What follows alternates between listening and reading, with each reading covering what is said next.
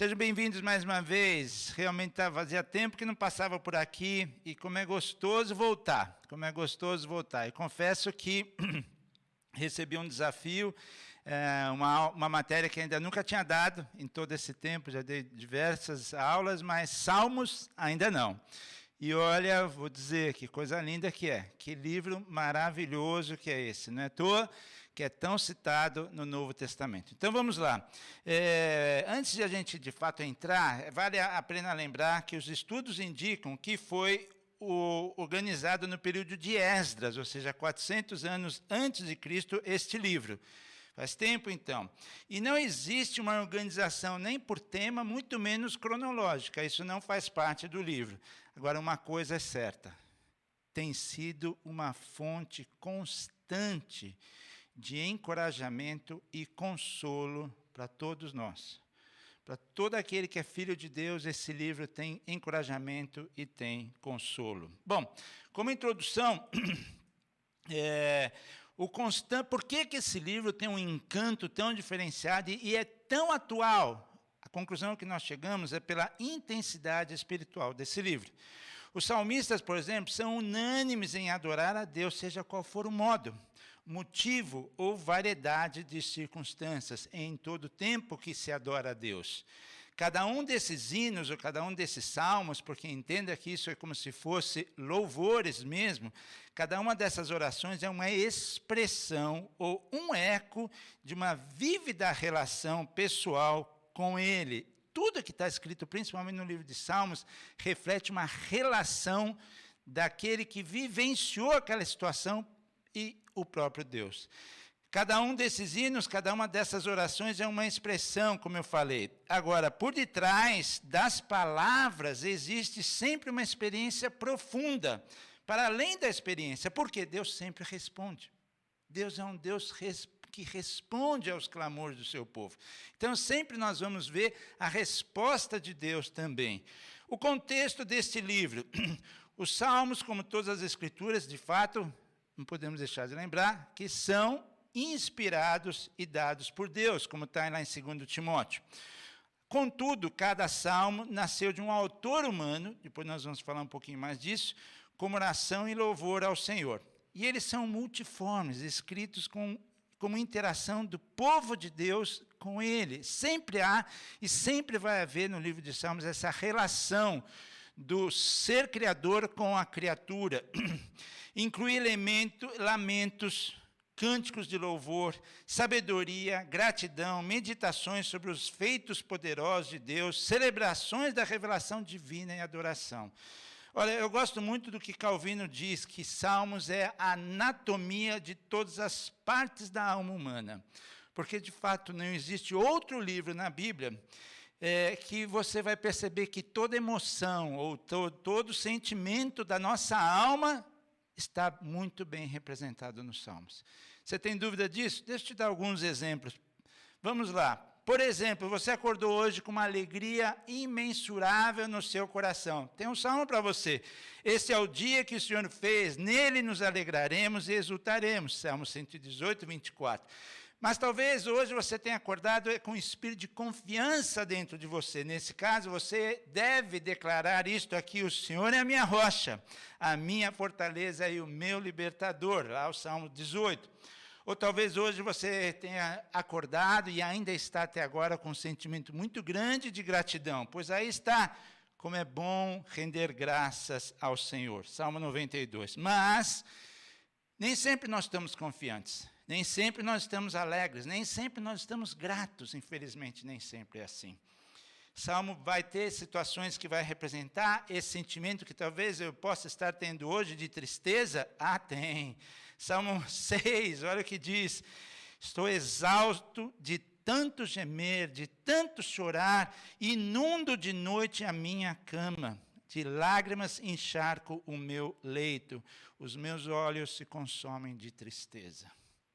Há momentos assim das nossas vidas, e o Salmo reflete isso.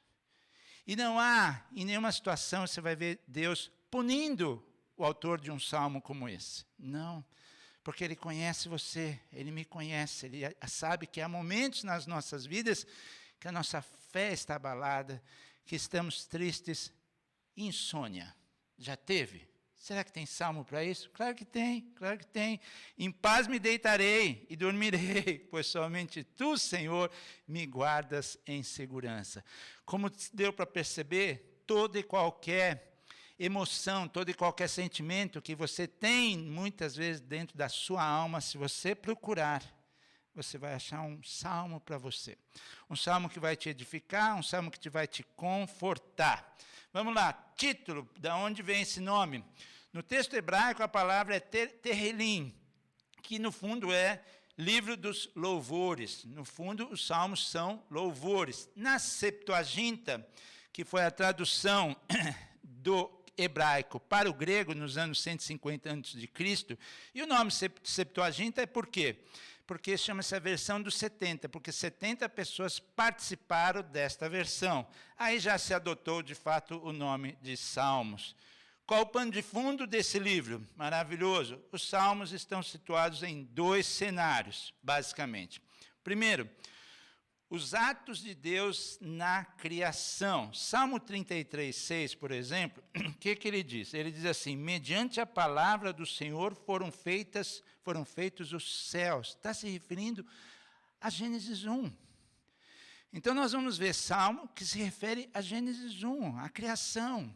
Agora, nós também vamos ver outro salmo que se referindo à história de Israel. Salmo 105, ele faz menção à aliança de Abraão e o juramento que fez a Isaac. Então, é um panorama gigantesco da história, que vai desde a criação até, como eu vou dizer aqui, historicamente, eles abrangem o período da origem da vida até a alegria após o exílio da Babilônia. Vocês estão falando de 538 a.C. É muito assunto, é muita coisa que tem no Salmo. Então, que Deus já comece, que o Espírito Santo já comece a te incomodar, de fato, a ler esse livro. Mas ler de uma maneira que lá no final você vai entender. Tematicamente, os Salmos cobrem uma grande variedade de tópicos. Para você ter uma ideia, passa desde a adoração celestial, ou seja, como é que os anjos adoram o Senhor, até as guerras humanas aqui, as guerras terrenas, isso tudo é abordado nos Salmos. A compilação dos Salmos, evidentemente, que constituiu o maior livro da Bíblia, não há dúvidas nisso. É o maior livro do Antigo Testamento e o livro do Antigo Testamento mais citado no Novo. Sabe quantas vezes? 97 vezes. Os apóstolos e o próprio Cristo mencionavam o livro de Salmos diversas vezes. Se você der uma olhada lá, agora nós não vamos ter tempo, mas se você der uma olhada em Mateus 26:30, que após a preparação da Páscoa, Jesus com os seus apóstolos, diz que Jesus cantou um hino. Que hino você acha que foi? É um salmo. É um salmo. Quando Paulo e Silas estavam presos e começaram a cantar, que hino você acha que foi? É um salmo. Ou seja, os salmos estavam presentes na vida do início da igreja. Todo o tempo Jesus mencionava, assim como os apóstolos mencionavam, Paulo mencionou, cantou, né? Então, olha a importância disso. Ao longo dos tempos, os salmos, isso aqui a gente tem que sempre perceber. Ao longo dos tempos, os salmos têm mantido o seu principal propósito. Qual é o principal propósito do livro de Salmos? O que é? É promover a devida adoração e louvor ao Senhor. É para isso que os salmos existem. Em nenhum momento eles podem parar de nos trazer à memória para que eles foram escritos. É para promover adoração e louvor a Deus. Toda vez que você ler você tem que se sentir impelido a adorar esse Deus, a prestar culto a esse Deus, a louvar a esse Deus. Né? Essa é a razão do livro de Salmos. Visão geral dele, autores, você com certeza já ouviu que Davi escreveu diversos, e de fato escreveu, mas não todos, como muitos pensam. 73 salmos foram escritos por Davi. Moisés escreveu Moisés escreveu 90, Salomão escreveu 2, os filhos de Corá 13, Asaf 11 e outros vários autores desconhecidos. A data de 1440 a 400 antes de Cristo. Olha a extensão disso. De novo, como propósito também, prover para Israel uma coletânea de cânticos para adoração adequada para diversas situações. Para cada situação, muitas vezes, a gente vai achar um cântico, um salmo, como nós agora há pouco falamos. Um salmo para alegria, um salmo para gratidão, um salmo para confiança, mas também um salmo para tristeza. Tem. Então, tudo de uma maneira adequada. Agora, as verdades fundamentais. Se você, talvez, esquecer tudo que a gente vai falar aqui, ainda tem bastante coisa. Mas se você lembrar das verdades fundamentais do Salmo, eu já vou ficar muito feliz. E elas são: Deus merece o teu louvor e o meu louvor. Sempre. Independentemente de circunstâncias que você ou eu possamos estar passando, independentemente de Covid, de corona, Ele merece o teu louvor e o meu louvor. Não esqueça disso. Deus protege e resgata os justos quando eles padecem de necessidade. Confia. Confia nele. Ele não vai nos abandonar. Ele não vai. Ele conhece a situação que você está vivendo nesse momento. Se você confiar, se você expressar sua fé, porque Deus, Ele não responde às nossas queixas, às nossas murmurações, ou mesmo às nossas tristezas, os nossos desalentos. Ele não responde a nada disso. Agora, a palavra de Deus diz que Ele move céus e terra, quando Ele encontrar em você e em mim alguém que confia nele. Então, confie nele, confie nele. Deus irá abençoar o obediente, mas vai julgar o desobediente. Não podemos esquecer, porque nós gostamos muito de saber que o nosso Deus é amor, e de fato Ele é. Nosso Deus é justo, e de fato Ele é. Mas Ele é santo. O nosso Deus é santo. Ele não pode ir contra o caráter de santidade dEle. Então, Ele tem que julgar o desobediente, sim. Não há meios de ser diferente disso. Então, não podemos esquecer nunca da justiça, mas também da santidade de Deus. E, por fim, como verdade fundamental desse livro, a verdadeira adoração implica em uma vasta gama de emoções, que é fruto de experiências da vida. Tudo que foi escrito aqui porque alguém passou por aquela situação. Os salmos de lamento escritos por Davi, porque se nós lermos a história de Davi, você vai ver que ele teve, de fato, muitos momentos para lamentar, muitos momentos de tristeza. Então, tudo que foi escrito foi fruto de experiência de vida que o salmista teve. A formação do livro. Ele é dividido em 5 sessões, ou livros, como alguns chamam. Apesar de você falar, mas não é um livro só. Mas foi feita uma divisão de acordo com os capítulos, né? Por exemplo, o Salmo de 1 a 41 é chamado de um livro dos Salmos. De 42 a 72, o segundo, 73 a 89, o terceiro, 90 a 106, o quarto e 107 a 50, o último. E há um detalhe aqui, que cada livro termina com uma doxologia, que foi acrescentada pelos compiladores. E, claro, o Salmo 150, evidentemente, que é a doxologia do quinto e último livro de todo o Saltério. Agora, o que é uma doxologia? Doxologia vem da junção de 2 termos. Doxo, que é glória, e logia, que é palavra. Então, para ficar mais claro, é uma palavra grega formada por 2 termos. Doxa, que significa glória, e logia de logos. Então, na doxologia, nós rendemos o quê? Graça e glória em reconhecimento à grandeza e majestade do Senhor. Agora eu vou te mostrar exemplos para você ver que, você falou, poxa, é verdade, eu tinha visto que tinha salmo que acabava assim e não tinha me ligado do porquê. Então, deixa eu mostrar para você essa doxologia, de fato, como ela aparece na Bíblia. Salmo 41, 13, é o último salmo do primeiro livro. Olha o último versículo. Bendito seja o Senhor Deus de Israel, de século em século. Amém, amém. Exaltando esse Deus, exaltando a majestade do Senhor. Salmo 72, 19, o último do segundo livro. E como é que ele está? e bendito seja para sempre o seu nome glorioso, e encha-se toda a terra da sua glória. Acho que agora você deve estar lembrando que já tenha visto isso antes. Salmo 89, 52 diz, bendito seja o Senhor para sempre. E o quarto livro, ele termina, bendito seja o Senhor Deus de Israel, de eternidade em eternidade. Todo o povo diga o quê? Amém, louvai ao Senhor.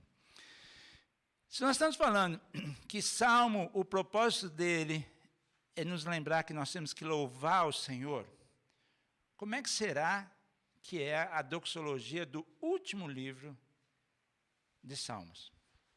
Para pensar um pouquinho comigo. Já vimos alguns aqui, né? Enaltecendo a majestade, enaltecendo o poder, mas o que o salmista escolheu para fechar o livro de Salmos? Então é o 150, verso 6, e diz o quê?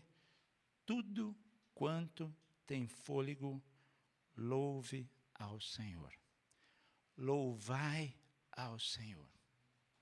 Deixa eu falar uma coisa para você em amor agora.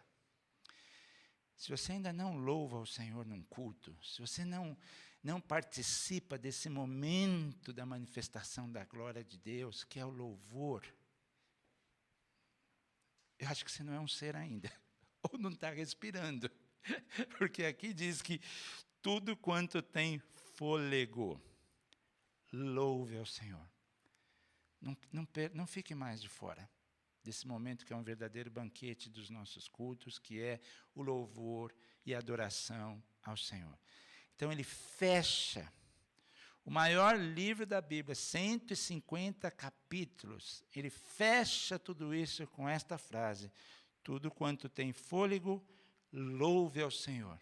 Aceite no seu coração, participe mais com entusiasmo dos momentos de louvor e adoração ao nosso Deus durante os nossos cultos. Claro que se nós falamos dos 150, nós temos que falar da outra ponta, e a outra ponta é o Salmo 1. E ele, sem dúvida nenhuma, ele é como se fosse a entrada, a porta de entrada de todo o Salmo. Tanto é que no final a gente vai se deter um pouquinho mais nele. E essa divisão também de 5 partes pode ter tido a intenção de ser o quê? Um eco ou um tributo aos 5 livros do Pentateuco, que é a base da revelação do Antigo Testamento. Bom, agora vamos começar, de fato, a entrar no significado e mensagem dos Salmos. Agora a coisa já se aprofunda um pouco mais, né? Do porquê. Por que Deus usou homens, diversos homens, para escrever, para registrar e ter isso para nós. O que estava por trás da mente desses homens, e principalmente do Espírito Santo, que estava fazendo com que esses homens, autores e salmistas, escrevessem. Então, vamos lá. Os salmos exemplificam sabedoria, honestidade, autenticidade e profundidade de caráter. Isso é chave na nossa vida cristã. Isso é fundamental. Nós estamos em formação? Sim, estamos em formação. Mas a palavra de Deus tem que nos confrontar. Nós temos que sermos confrontados sempre que estamos lendo e meditando na palavra de Deus para ver o quanto eu sou honesto, o quanto eu sou autêntico, o quanto eu tenho um caráter profundo e um caráter transformado, nova criatura. E os Salmos, ele vai fundo nisso. Os Salmos prepararam o povo de Deus para a primeira vinda de Jesus. E agora continuam nos preparando para a segunda vinda de Jesus. Isso é fundamental também. Da mesma maneira que muitos leram antes da vinda de Jesus, tinham conhecimento desses Salmos, mas pós a vinda, nós permanecemos lendo para ver como tem que ser a minha vida, como tem que ser o meu caráter, como é que eu tenho que agir, que tipo de atitudes eu tenho que ter para estar pronto para a segunda vinda do Senhor. As orações do saltério são mais que exemplos a serem imitados, são instruções de Deus para que eu e você possamos ter uma vida reta, seja, existe um propósito nas nossas vidas aqui, é sermos cada vez mais semelhantes a quem? Ao Senhor Jesus. E os Salmos nos ajudam muito nessa questão, através de instruções de Deus para você e para mim, para que a nossa vida seja reta diante de Deus e diante de todos. Ainda dentro do significado e mensagem, a gente vê que Deus ensina a respeito da sua própria identidade, dos seus feitos e daquilo que Ele espera do seu povo. Daquilo que Ele espera de você, daquilo que Ele espera de mim. Ou seja, em Salmos a gente vê muito sobre o caráter de Deus, a gente vê muito sobre o poder de Deus, mas também somos cobrados pelo aquilo que Ele quer que você seja e eu também.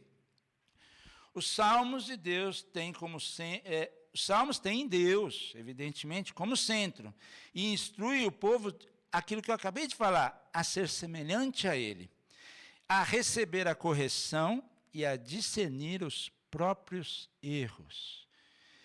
Eu já tive momentos de ler, aqui vai um testemunho, e a gente vai meditar nele lá no final. Mas eu confesso que quando eu li Salmo 1, e a gente vai ler ele hoje, eu li, reli, parei e falei, se eu tivesse conhecido isso antes. Se eu tivesse conhecido. Meu amigo. Não anda, não se detém e não se assenta. Teria me ajudado muito. Mas, todo mundo tem o seu tempo. E Deus foi misericordioso que, no tempo que Ele definiu para me resgatar do mundo, eu entendi isso e disse sim. E Ele tem movido, desde então, há 20 anos, essa transformação em mim. Então, é o que eu falo. Salmo te ajuda e me ajuda a discernir os nossos próprios erros. Que coisa maravilhosa que é isso. Por meio dos Salmos, o Senhor incentiva seu povo, individualmente, mas também como comunidade, a adorá-lo, mas com entusiasmo. Entusiasmo, meu irmão, minha irmã. Está faltando entusiasmo na sua adoração, está faltando entusiasmo no seu louvor. Peça hoje que o Espírito Santo te encha desse entusiasmo que Deus espera que você tenha. E por que Deus espera que você tenha? Porque Ele merece o teu entusiasmo e o meu. Ele merece. Ele é merecedor. Então, nada de estar fechado, estar acabrunhado, como diziam os antigos. Não, quando for louvar, quando vier para a casa de Deus, venha com entusiasmo. Se você está assistindo essa aula agora, assista com entusiasmo. Se você faz seminário, faça com entusiasmo, como foi ontem a aula sobre missões. E viu o que ele usou para ensinar missões? Salmo 2. Olha como esse livro serve para tudo. Pastor Jamil usou Salmo 2 para nos ensinar sobre missões de uma maneira maravilhosa, mas tenha entusiasmo em tudo que você fizer para o Senhor. Em tudo que você fizer para o Senhor. Ainda seguindo significado e mensagem, os salmistas refletiam sobre a natureza transitória. Onde foi que você leu que depois de 70 é enfado? Lembra disso? Salmo. Porque a nossa natureza aqui é transitória. Então, não fixe também demais o seu umbigo aqui nesse momento dessa terra.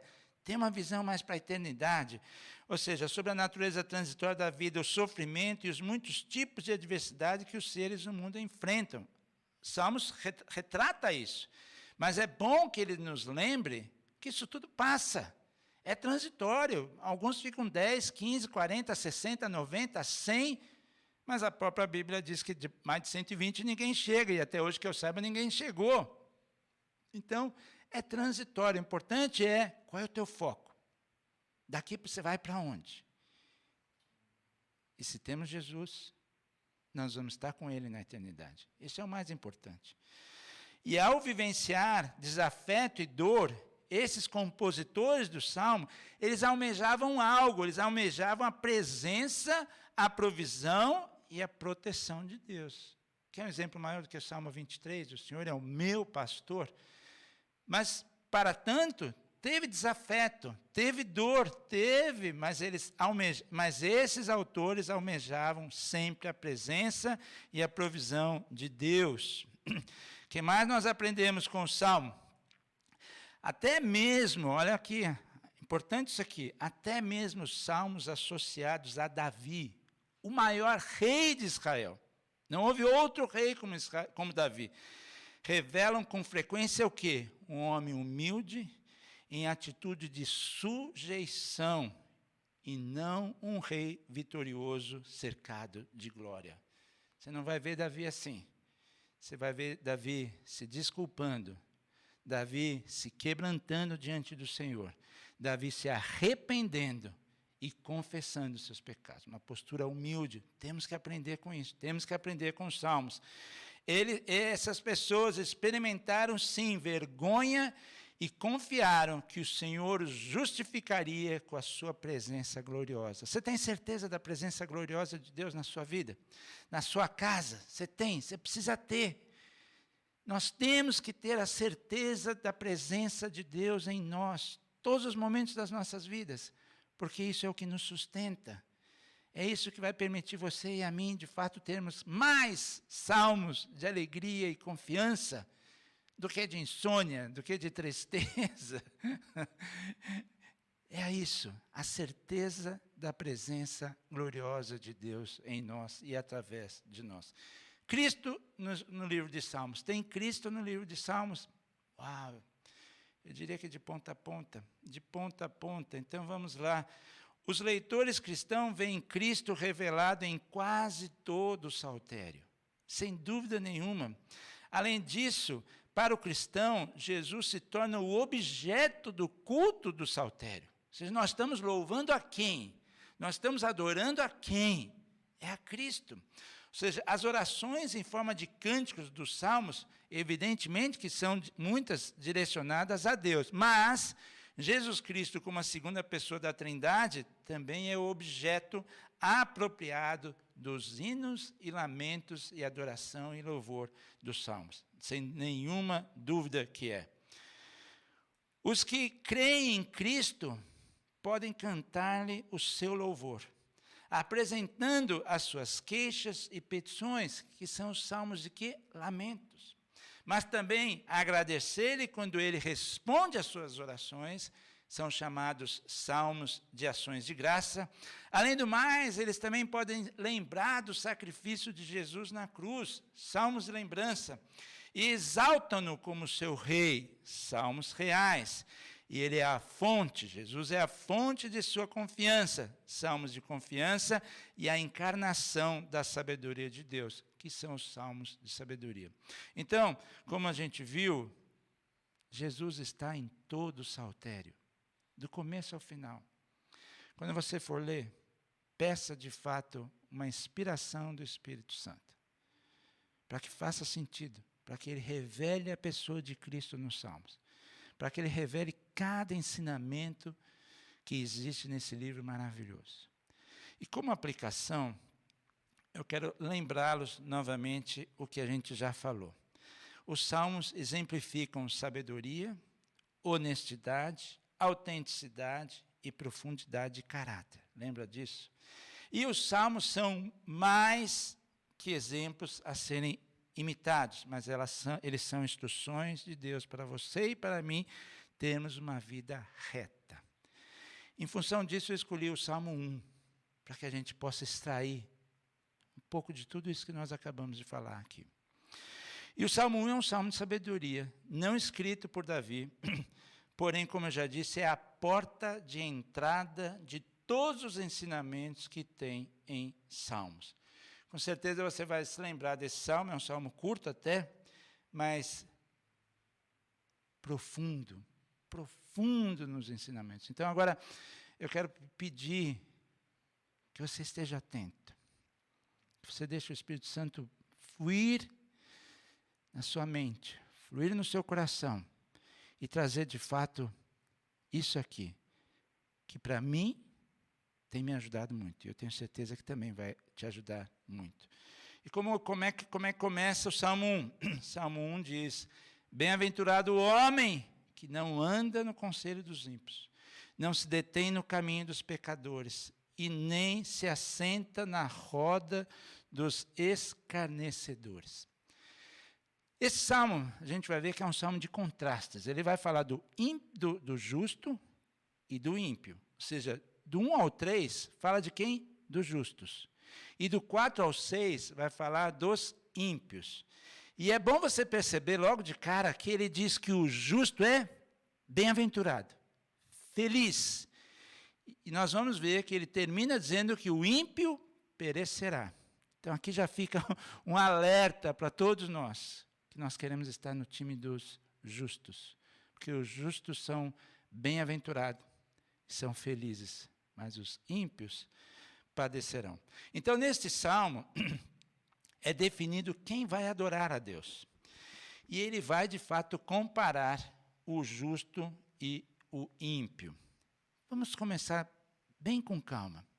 A primeira palavra é bem-aventurado. Você precisa entender o significado disso.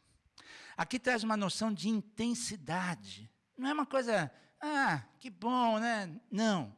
É abençoado. É muito feliz, na mesma intensidade que Jesus usou lá no Sermão do Monte. Então, é muito feliz, perceba isso, não é pouco, é muito abençoado, é muito feliz. Aí ele segue dizendo, o homem.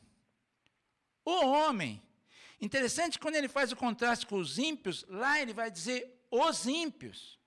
Aqui ele tem um artigo definido no singular, ou seja, não é um, é desse que estamos tratando.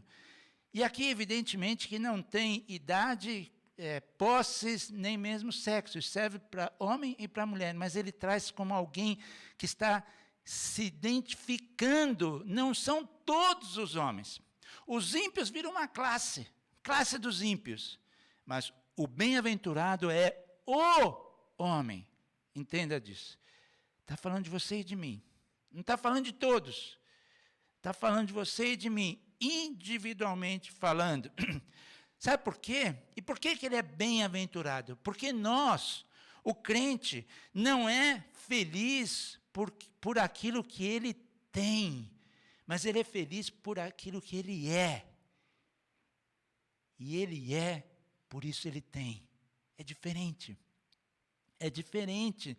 Nós não somos felizes por aquilo que nós temos, mas nós somos felizes por aquilo que nós somos. Nós somos o quê? Filhos de Deus. Perdoados pela sua graça. Remidos pelo seu sangue. É isso que você é isso que eu sou. O que eu tenho? Mas pelo fato de eu ser, eu tenho. Eu tenho paz. Eu tenho alegria. Tenho domínio próprio. Tudo isso você tem e eu. Mas pelo fato de nós sermos. Esse é o mais importante. De novo, o homem. Ele não generaliza aqui. Ele fecha aqui. Ele fecha aqui. Ele fecha em você e ele fecha em mim. Com relação aos ímpios, ele abre. Porque ele cria uma classe de pessoas distantes de Deus. Aí ele diz, os ímpios. Mas quando ele está dizendo quem é o bem-aventurado, é uma pessoa, é uma classe de pessoas. Agora, vamos entender. O homem, o crente, ele é muitas vezes feliz por aquilo que ele não faz. E é como ele começa. Primeiro ele vai dizer as coisas que por que nós somos felizes por as coisas as quais nós não fazemos. E ele começa aí. Primeira coisa que o homem, o bem-aventurado, não faz é andar no conselho dos ímpios. Andar no conselho dos ímpios. O que é conselho dos ímpios? Primeiro, ele não anda ou vive de acordo com os princípios mundanos dos ímpios. Agora, entenda o que é ímpio. No hebraico, ímpio é o perverso, é o desajustado, é o desequilibrado, não tem paz. Não tem paz. Agora, mesmo assim, este ser muitas vezes se vê no direito de quê? De aconselhar os outros. Olha o risco disso. Um desequilibrado, um desajeitado, um pervertido. E você vai querer ser aconselhado por ele. Fique longe disso. Fique longe disso. Peça ao Espírito Santo que te dê discernimento. Falamos de discernimento do certo e do errado. O Salmo faz isso para você. Então, quando perceber que está começando a andar com um desequilibrado, um inconstante, alguém que não se estabiliza, isso é o ímpio. Não é estável. Hoje está aqui, amanhã já não está. Está com uma pessoa, depois não está mais. Isso é o ímpio. E nós não devemos andar com eles. Nós não devemos andar com eles. Mas aí ele segue. E o próximo passo, ainda no feliz por aquilo que ele não faz, é não se detém no caminho dos pecadores. Ele muda de ímpio para pecador. E o que vem a ser o pecador?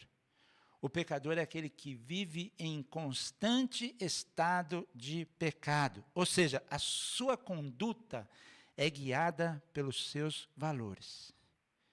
Sabe aquela coisa de não ameis o mundo? Este aqui ama o mundo. E toca a vida de acordo com o mundo. Com relação a esses, a palavra de Deus diz para você e para mim, não se detenha com eles. Não se detenha com eles. São outros valores. Não são os mesmos que você tem. São outros valores. Então, a conduta dele é guiada por esses outros valores que ele tem. Então, bem-aventurado é o homem que não anda, mas também que não anda e não se detém no caminho dos pecadores. E aí ele fecha esse ensinamento daquilo que somos felizes por não fazer, quando ele diz que não se assenta na roda dos escarnecedores. Deixa eu explicar uma coisa aqui. Percebeu que há um progresso? Há um progresso bem claro aqui. Anda. O que é anda? Uma associação casual com os perversos. Um dia você encontrou, você andou, mas talvez não encontrou mais. Tomara a Deus que não encontre. Então, andar é uma associação casual. Agora, deter já é uma comunhão contínua com os pecadores. Andou uma associação casual com os perversos, que são os ímpios, detenha uma comunhão contínua com os pecadores e assentar. Presta bem atenção no que eu vou falar. Assentar é participar das deliberações, ou seja, estar à vontade com eles. Você se sente bem com eles. E você sabe o que é um escarnecedor? Deixa eu te dizer. É o pior tipo de pecador que pode ter. O pior. Porque o escarnecedor, ele zomba, ele ridiculariza, ele despreza, ele escarnece com Deus e os seus princípios. Mas nem pensar de se assentar nessa roda. Nem pensar de se assentar, de se sentir à vontade.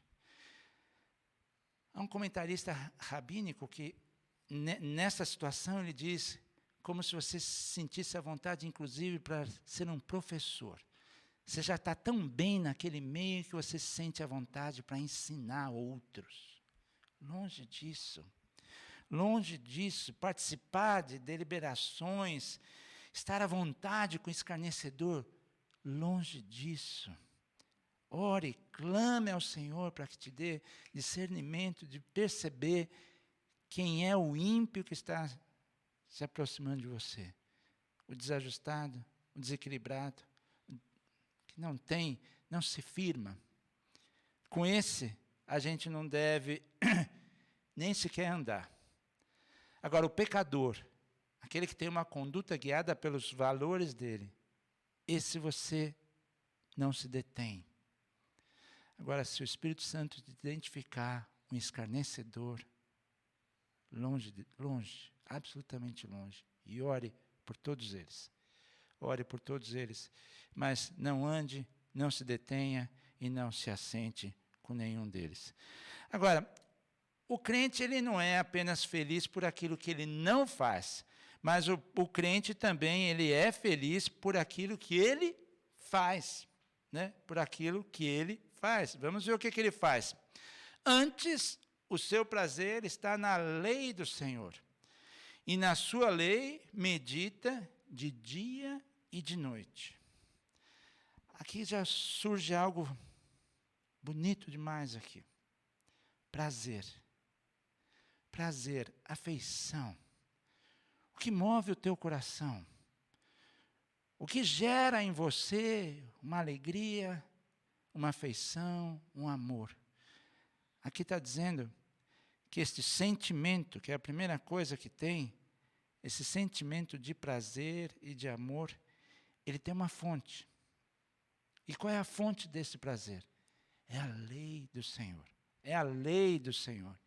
Então, meu querido, minha querida, se você tem lido com frequência a palavra do Senhor, eu te estimulo a continuar, a jamais parar. Se você ainda não pegou gosto por ela, peça a Deus hoje, peça ao Espírito Santo hoje, que Ele coloque em você este prazer aqui, ó, este sentimento de amor e de prazer que o justo tem e por isso ele é feliz, por isso ele é bem-aventurado, por isso ele é abençoado, porque ele tem prazer nesta fonte chamada a lei do Senhor. Agora, se existe um sentimento, se existe uma fonte desse prazer, tem que gerar uma atividade. E que atividade é essa? O texto diz, antes o seu prazer está na lei do Senhor e na sua lei o que? Medita. Interessante que ele não diz estuda, ele não diz prega, mas ele diz medita. E é claro que não é a primeira vez que a gente vê esse termo, né? Josué 1,8 diz, aquele que medita na lei do Senhor prosperará. E em outros textos também. Então nós temos que entender aqui. O que tem aqui? O que significa esse meditar? Vai muito além da leitura. Vai muito além do estudo. Meditar, para que você possa entender de uma maneira didática, eu diria, é igual o boi quando se alimenta. Ruminar. Então ele põe um pedaço da grama, mastiga, joga lá para dentro, depois ele traz de novo, volta a mastigar e fica nesse movimento de ruminar. Que eu e você possamos ruminar a palavra. Meditar é refletir com o coração. Refletir com o coração. Não tenha pressa. Não tenha pressa. Medite na palavra. Medite. Por isso que o salmista também diz, desvenda os meus olhos para que eu contemple o quê? As maravilhas da tua lei. Então, nós precisamos que Deus desvende, sim, os nossos olhos. Nós precisamos de uma revelação do Espírito Santo dessas maravilhas que aqui estão. Do contrário, você vai abrir, vai dar sono e vai dormir. Ou não vai nem abrir, não vai ter interesse por isso. Então, ele, o próprio salmista que está falando tudo isso, ele diz, mas Deus, desvenda. Desvenda os meus olhos para que eu contemple as maravilhas da tua lei. Que Deus hoje possa estar desvendando os nossos olhos, para que o nosso prazer, a fonte do nosso prazer, seja meditar na lei do Senhor. Na lei do Senhor.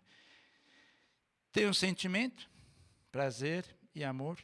Tem uma fonte, a lei do Senhor. Tem uma atividade, meditar. E tem uma agenda. Qual é? De dia e de noite. Ah, João, de dia e de noite? Como é isso? Não dá. Você acha que eu vou... Você já me pediu, já complicou, porque eu leio, mas agora você está me pedindo para meditar, você gosta de ruminar, põe para dentro, põe para fora. Como é que é isso? Deixa eu dizer para você.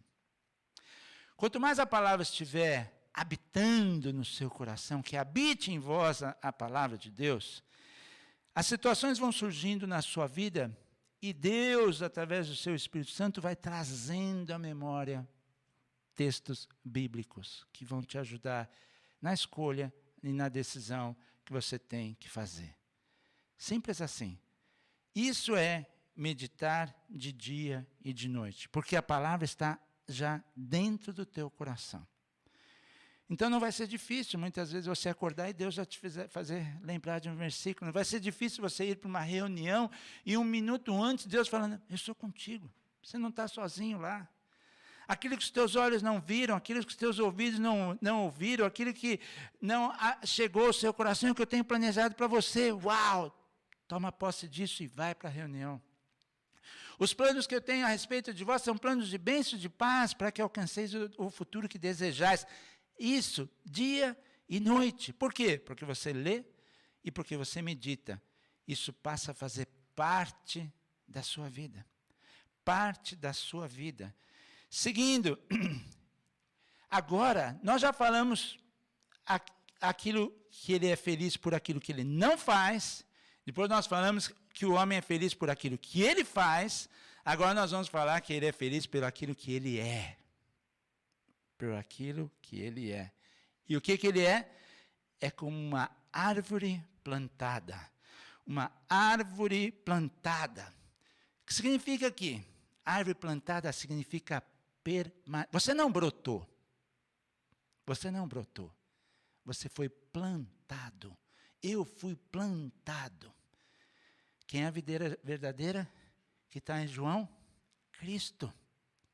Então, nós somos plantados nele, estamos unidos a ele, nisso existe permanência. É este sentido aqui, ó, ele é como uma árvore plantada. Se você foi plantado nesse ministério, permaneça nele, para que você frutifique neste ministério onde Deus te plantou. É assim que funciona. Permanência, permanência, fomos plantados, unidos em Cristo, que é a videira. Então você não brotou, nem eu. Nós fomos plantados, junto à corrente de águas. Corrente de águas é o próprio Espírito Santo de Deus. E saiba que aqui nós também não estamos sozinhos, nós estamos no meio de outras árvores que foram plantadas também nessa corrente de águas, que é o Espírito Santo que lava, que é o Espírito Santo que capacita, que é o Espírito Santo que dá dons a todos nós. Então, você foi plantado e está junto a uma corrente de águas. E aí ele diz que no devido tempo, dá o seu fruto. Cada um tem um tempo. Cada um tem um tempo. Outro dia disse que Deus usa 6 horas para criar um cogumelo, mas leva 60 anos para criar um carvalho. A decisão é, você quer ser um cogumelo ou você quer ser um carvalho? Você pode escolher. Eu espero que você escolha o carvalho. Leva mais tempo. Não tem problema. Não tem problema. Cada um vai frutificar no seu tempo, desde que você esteja plantado. Plantado. Aonde? Junto à corrente de águas. Agora, aqui tem um outro ensinamento muito bom. Quando ele diz, cuja folhagem não murcha. Ele está falando de folhagem e está falando de fruto. Isso é extremamente significativo, porque, para mim, folhagem e fruto tem a ver com a coerência da nossa aparência com a nossa essência. É estranho, muitas vezes, nós nos depararmos com pessoas que aparentam algo, mas aí quando você vai ver, a essência é outra. Não existe coerência entre a aparência e a essência. E foi por isso mesmo que Jesus amaldiçoou a figueira, porque tinha uma aparência que era para dar fruto. Tinha folhas. Deveria ter fruto, mas não tinha. Então, quando ele diz que o homem ele é bem-aventurado quando ele dá fruto e a folhagem não murcha, ele está falando para você e para mim que nós temos que cada vez mais estarmos atentos com a coerência que tem que haver entre a minha aparência e a minha essência. Eu não posso dizer, eu não posso fazer cursos, eu não posso ler a Bíblia, eu não posso pregar a Bíblia falando, vir aqui pregar sobre amor, por exemplo. E no minuto seguinte, a minha essência não mostrar esse amor. Não há coerência. E aí nós não vamos ser bem-aventurados, nós não vamos ser felizes. Né? Então, o homem é feliz por aquilo que ele não faz, o homem é feliz por aquilo que ele faz, e o homem é feliz por aquilo que ele é. Essa é a parte boa. Mas é claro que esse salmo também tem que nos trazer ensinamentos sobre o que acontece com os ímpios. E logo de cara ele diz que os ímpios não são assim. E você vê que ele põe no plural?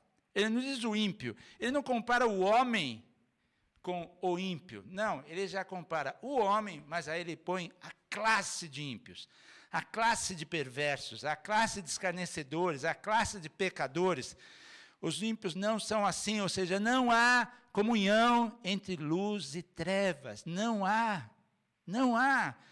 Os ímpios não são assim, são, porém, como a palha que o vento dispersa. Sabe o que é palha? Palha é algo sem nenhum valor. Nenhum valor. A palha não tem valor nenhum, não tem estabilidade, não tem consistência, por isso que ela não tem valor. Dizem que no passado, quando eles queriam separar a palha do trigo, pegavam uma pá e jogavam para o alto, e o vento tomava conta de fazer essa separação. O vento levava, né? O próprio vento, tanto que é o que está escrito aqui, ó, como a palha que o vento dispersa. Não há peso, não há caráter, não se sustenta. Hoje está assim, amanhã está assado, hoje está aqui, amanhã não está mais. Você nunca sabe se o ímpio vai cumprir com aquilo que ele falou.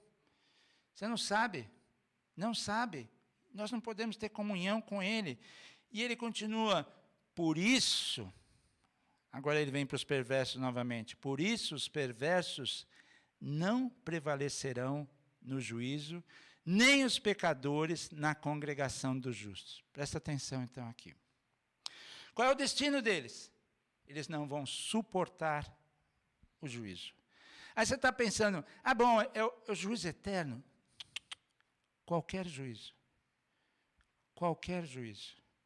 Porque há juízos aqui na terra. Tem pessoas que estão sendo julgadas agora, tem pessoas que estão passando por debaixo da ira da mão do Senhor, que muitas vezes têm um propósito de correção, mas não suportam. Não suportam. O ímpio não suporta nenhum tipo de juízo. Eles não vão prevalecer no juízo. Nem os pecadores na congregação dos justos. Significa o quê? Fique tranquilo. Deus vai separá-los. É o que a palavra está dizendo. Deus vai separá-los. Muitas vezes você pode não estar entendendo, parece que tal pessoa, Salmo 37, né? Parece que tal pessoa é muito mais abençoada do que você não entende o que está acontecendo lá. Confie. Confie. Porque o texto é claro. Não prevalecerão no juízo nem os pecadores, aonde? Na congregação dos justos. O próprio Deus vai tirar. O próprio Deus vai tirar. Não se preocupe com isso. E aí ele termina dizendo, pois o Senhor conhece o caminho dos justos, mas o caminho dos ímpios perecerá. Deixa eu falar uma coisa para você. Conhecer aqui vai muito além de simplesmente ouvir falar, não, acho que Deus já conhece meu nome, já me viu em algum lugar. Deus sabe tudo sobre a tua vida. Antes de você ter sido formado no ventre da sua mãe. Isto é conhecer. Deus diz que tem teu nome escrito na palma da mão dele. Isto é conhecer. Então não pense que você está passando por alguma situação que Deus não está atento. Que Deus não está tomando as devidas ações em teu favor. Não pense nisso. Ele conhece. Aqui é claro, o Senhor conhece o caminho dos justos. Ele conhece o teu caminho. Ele conhece. Agora, o ímpio, meu amigo, esse perecerá. Descanse no Senhor. Agora, deixa eu te dizer por que o Senhor conhece o teu e o meu caminho. Sabe por quê? Deixa eu já te mostrar. Veja essa figura. Está vendo alguma ovelha desesperançada, preocupada, inquieta? Está vendo algumas assim? Não me parece. Nem aquela que está olhando para a gente aqui, ó. Vou dar até um oi para ela. Oba, tudo bem? Nem aquela está com cara de... E por quê? A presença do pastor. Por que o Senhor conhece o teu caminho e o meu? Porque Ele é o teu e o meu pastor. Então Ele conhece o teu cheiro. Ele conhece o teu cheiro. Não tem como você e eu passarmos desapercebidos diante dEle. E por Ele conhecer, você pode ter a certeza disto aqui, ó. Nada te faltará. Podemos ter ausências, mas não faltas. Eu posso ter ausência, inclusive, de saúde momentaneamente. Ausência de recursos momentaneamente. Ausência. Mas nada vai me faltar. Sabe por que nada vai me faltar? Porque Ele sendo meu pastor, eu não quero mais nada. Você também não deveria querer mais nada, porque nós temos a presença gloriosa do Pai. O que mais nós precisamos? Então, esta é a razão.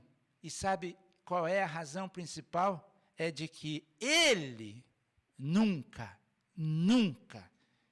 te faltará. Ele nunca me faltará, porque Ele é o nosso bom pastor. Queridos, leiam esse livro. Tem tanta coisa maravilhosa nesse livro. Vocês vão entender cada vez mais do porquê que ele é citado quase 100 vezes no Novo Testamento, usado por Jesus, usado pelos apóstolos. Que esse livro fale fundo ao teu coração, trazendo ensinamentos profundos, clareando conceitos que você tem a teu respeito e a respeito de Deus, sabendo que você é feliz, não por que você tem, mas pelo que você é, e por aquilo que você é e você tem.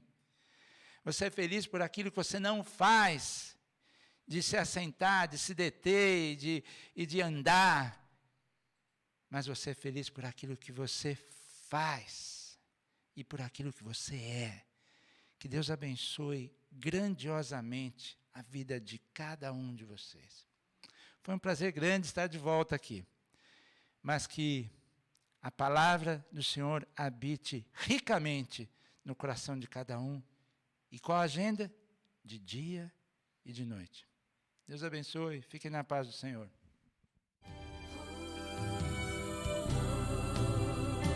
Quem está disposto a ser um vaso novo, erga sua voz.